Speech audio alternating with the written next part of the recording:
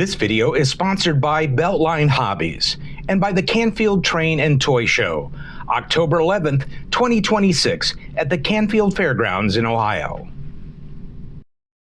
Hi everybody, it's Chris with the Cloverdale Transit Authority, and today is just going to be a little video talking about buying used locomotives and other O-gauge products and fixing any of the problems with it. These are not mine, actually. My friend Tim, who's fairly new into the model railroad hobby, has been buying some great locomotives and getting things for great deals, but they're used, so you're not exactly sure what you're getting. So we talk regularly on the phone and text, and he says, "Hey, I've got this and that, and it's doing this, or it was running and it stopped running, and I just got this," and so forth. So I said, well, let's get together, bring me the locomotives in question, and we will take a look, and I'll see if I can figure them out. So I know everybody out there who is a model railroader has probably had to do something similar. It's like, well, I got this, and it kind of runs, or it kind of doesn't run, or I don't know what's going on with it. So let's take a look at one of these locomotives and see if we can do some troubleshooting.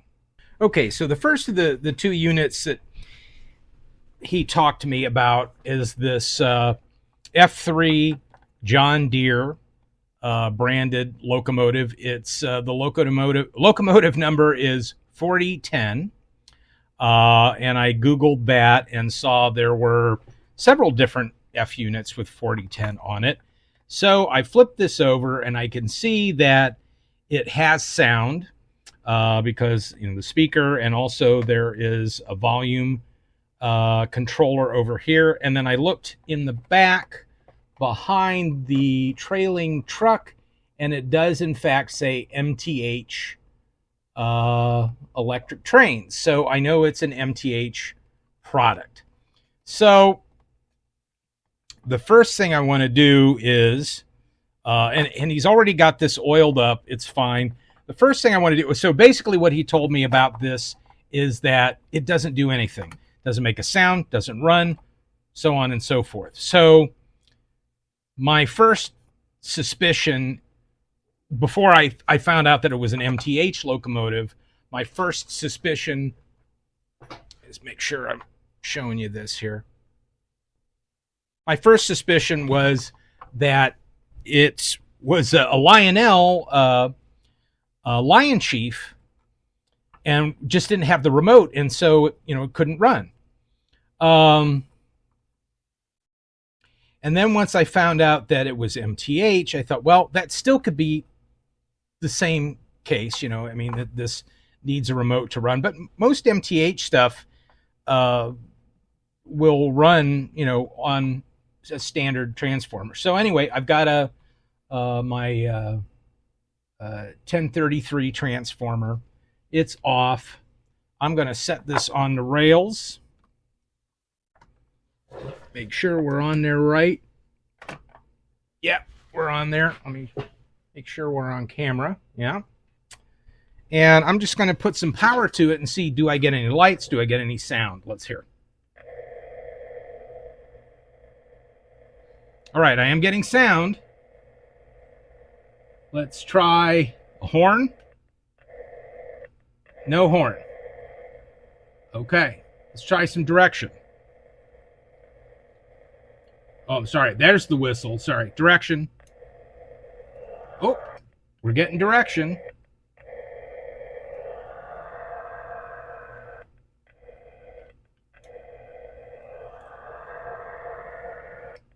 All right, so we're getting direction.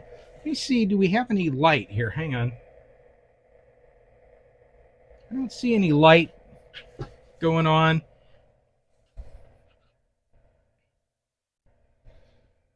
Do I or don't I? Hang on, let me kind of dim the lights in the room here a little bit.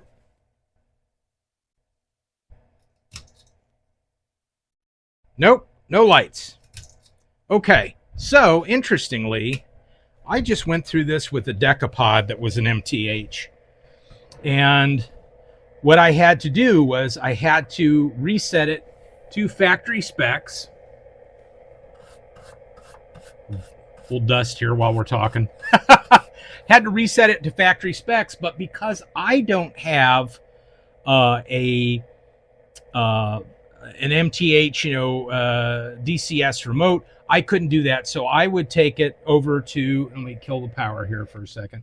I would take it over to Kyle, my friend Kyle, who has a train store called Beltline Hobbies in the Akron area. And he did a reset with his MTH remote and everything else. And that Decapod, lo and behold, everything came to life, all the lights and everything else. So I keep wondering if that is the case with this. We're able to get direction, but we have no lights and we have no horn. So what I couldn't do with the Decapod is I only have one transformer. Here, let me take this off here. I only have one transformer that has a bell button on it, and that is a CW80. And it would not work. Lo and behold, I found out that CWs and MTH do not like each other. So I couldn't really do this. So eventually I took it over to Kyle, and he reset it. But this may be the same situation where this needs to be completely reset in order to run on conventional power, which is also what my friend Tim is running on. So, but I'm still going to try. I'm still going to Google what the factory reset procedure is on this and see if I have the capability to do it here and if it works. And let's see if we can bring this thing back to life beyond just the forward and backward. All right, hang on a second. Okay, I looked up the instructions on how to reset this to factory with a conventional power unit. So again, the 1033 Lionel 1033 is on that list of what you can do this with. So we're going to do this. It says cycle the power 18 times rapidly. And then we'll hear a bell. And then hit the whistle button or whistle toggle. And you'll hear this garbled sound. And that means that it's reset to factory. So let's do this. Let's turn the power on. And we'll cycle it. Now I'm gonna try to cycle it with the direction button because that's the same thing as cutting the power. So let's see what happens here. We'll give it a shot. It's either, I'll tell you what, it's either gonna work, it won't work, or it will burst into flames. So we'll see. All right, here we go.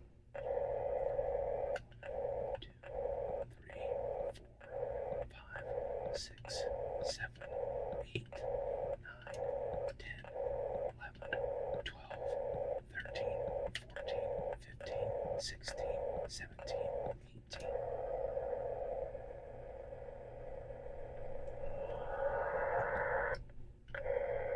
All right, it did not.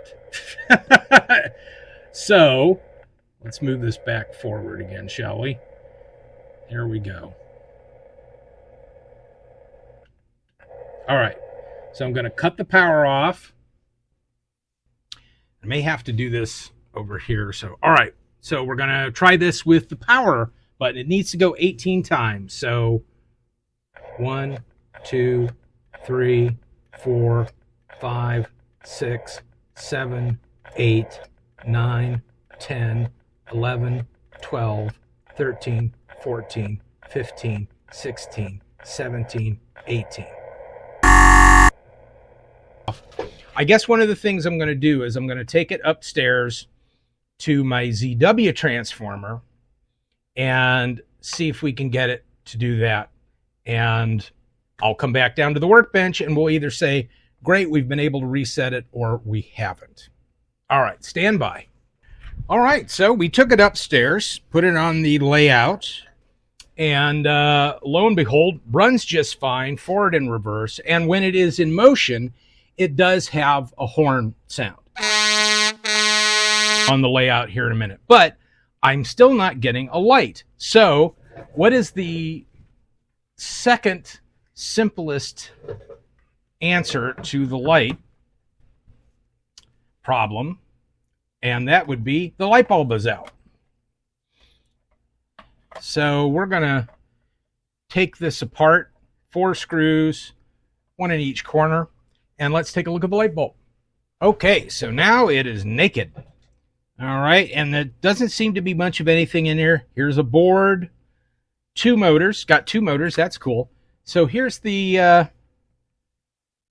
light bulb. So first thing we're going to do, this is a little trick I learned. Take the light bulb out and hold it between the negative and positive between the 2 terminals on a AA battery. And lo and behold, it does not light. Let's try it the other way just to make sure here. So that tells me that bulb is done burned out. So, boys and girls, children of all ages, we go to our magical box of light bulbs. Let me see what number this is. All right, so I'm going to hold that aside. Now we're going to test this again. See how that lights up there? All right, okay, cool. All righty.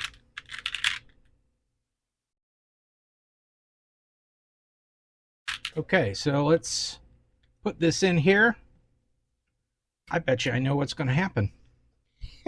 I hope I know. What do I always say, boys and girls? It's going to work, it's not going to work, or it's going to burst into flames. Let's hope it works. All right, here we go. Hey, look at that. I just want to take a couple seconds to cover 2 things. One, to remind you that on May 15th, that's a Friday at 9 a.m., we're going to be doing a live stream from the Great Lakes Large Scale Train Expo in Girard, Ohio, that is also going to be held in conjunction with the Midwest Garden Railroad Gathering. And that's going to be going through the whole weekend, but we're going to be doing that live stream to kind of give you an idea of what's going on there. And that's going to be really cool. So check that out. Go to our Facebook page and also our Instagram account, Cloverdale Transit Authority, for more details on that. And also, don't forget, we have merch. Matter of fact, we've got a new t-shirt that features an artified version of one of the photographs from the Cloverdale Transit Authority layout currently of the big blue locomotive that we got recently, the Texas and Pacific. So check that out. The link is in the description. Okay, so that was locomotive number 1. Locomotive number 2 is one of the Celebration Series Lionel Legendary trains, which, as you can see, here on the one end is the F3 power unit, Texas Special, and it has a Pullman motor, a magnet traction, command equipped, electro couplings in the front only, directional lights, die-cast trucks, and then it says post-war plague, Plague. Is that supposed to be plaque? Is that? I don't know. Doesn't sound right to me. All right, we're going to open this up and see. I was told that this is just sort of stopped running, and it maybe just runs in one direction sometimes. So let's. But there also is the sound on the inside of something rattling around. So we're going to check that out first. So first off, it does come with the manual, so that's great. And then it says transformer operations and trainmaster command operations. Okay. So if you have one of the older trainmaster systems, you can run it on that. And this was made in 1998. So, all right. So at least we have that. Let's take a look. Oh, that's beautiful. Perfect. What is this fun little thing here?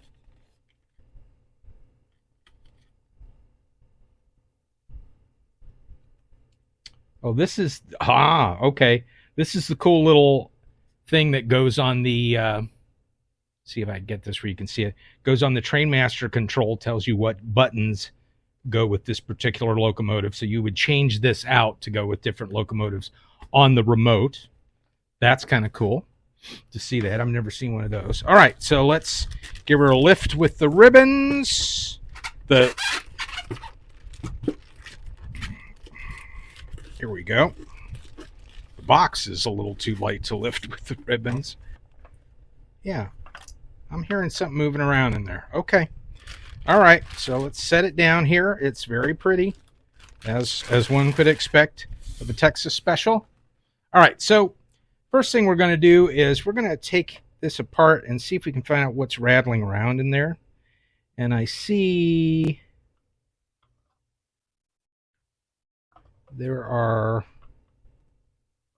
a screw up here, and then it just lifts off in the back, so it's like super simple. Okay. All right, let's get this shell off and see if we can find out what's rattling around in this thing. All right, so immediately, get out my handy dandy.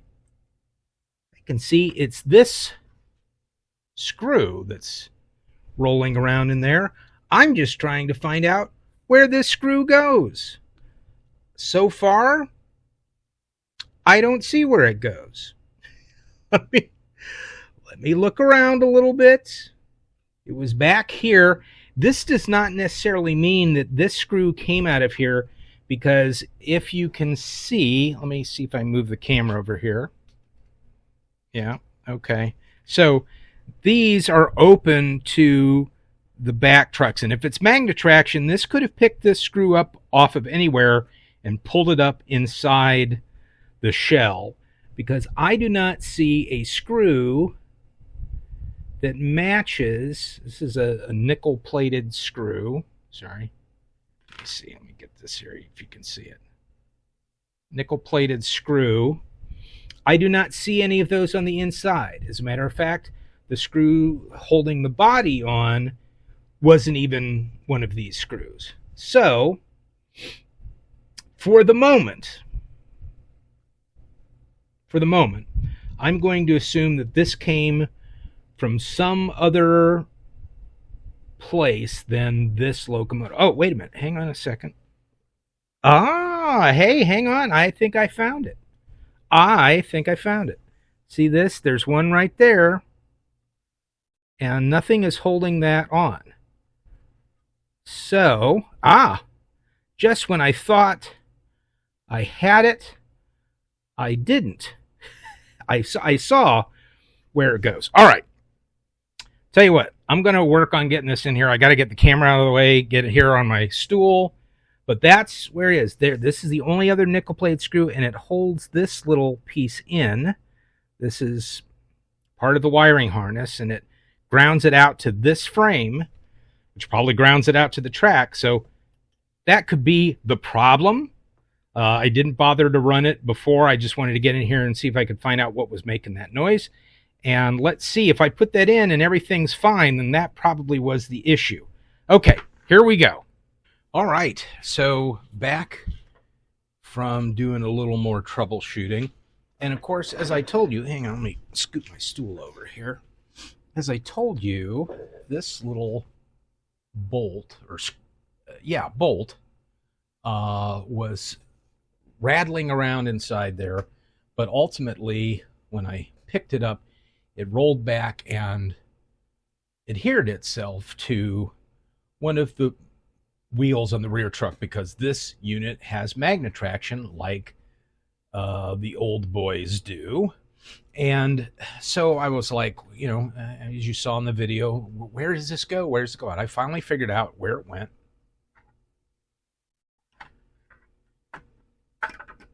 And it went right here. You can see there's a ground strap that it went through, because there's another one right there. And so I put it in there thinking that it just sort of screwed into this metal bracket, and it didn't. So I looked on the other side of that little metal bracket, and I realized that there's two on the other side, two on this side, this being one of them. And they had a little nut on it with a lock washer. Well, I looked all over this thing. I picked it up, put the shell on, turned it back and forth, trying to hear this thing rattle around in there. Nothing. So I went and had dinner. Came back down here before I'm heading to bed, and I said, by God, where did that thing go? It clearly came off of this. So I'm looking around at the trucks, and I'm got a flashlight, and I'm examining it, and lo and behold, there is the nut with the lock washer, and again, it is magnetically adhered to one of the wheels. So I took my most used tool with these things, my little pair of tweezers, plucked it out of there, and by God, there it is. So now I have all the parts to make this unit a running unit. The light bulb works. We're good to go with that. Light bulbs, I should say. What I need to do now is I need to get in there with a pair of needle nose pliers so I can hold this this nut in place, and then get in there with this screw and screw it through there. So to save you the gnashing of teeth and swearing of words, I'm going to cut the video and jump to the part where I have this already installed. And we'll be ready to bolt the shell back on and get it up on the track and show you how she runs. So let's move forward in time, shall we? Okay, it actually wasn't that bad. I had to resort to use my tweezers that I love so much to get that nut held back there, and then come in with this small Phillips screwdriver and tighten it in there. And I tighten it down pretty well, so I don't want it to come loose again. So returning the tools, and now all we need to do is put this frame, make sure we're getting all the wires cleared out of the way, put that back on, and now we have just one screw, so I'm not even going to put it in the cradle. I'm just going to put it up here. Let's hold it by hand. Get out that Phillips again and carefully tighten that back in. And then we're going to put it on the test track just to make sure that everything is still operating the way it was before we open it up to try to find out what was jiggling around in there. So, all right. So now, and I'll clean this all up here, polish it up a little bit. I did make sure I had clean hands before I started handling this. So beautiful. All right, here we go. Wow. There we go. And let's make sure the headlamp is on, and it is. So let's take this up there. We'll put a consist on it, which means that I'm just going to use the freight cars I've got on the track right now because I don't want to change things around. This is part of an ABA set, non-powered B, non-powered A, but this one is powered and it's ready to go. We just want to check, make sure all our light bulbs are working as they should be working, but it's good to go now that we've found the mystery of the missing bolt. So it's after dark a little bit, so we're going to see what this looks like running at nighttime on the layout. Stand by.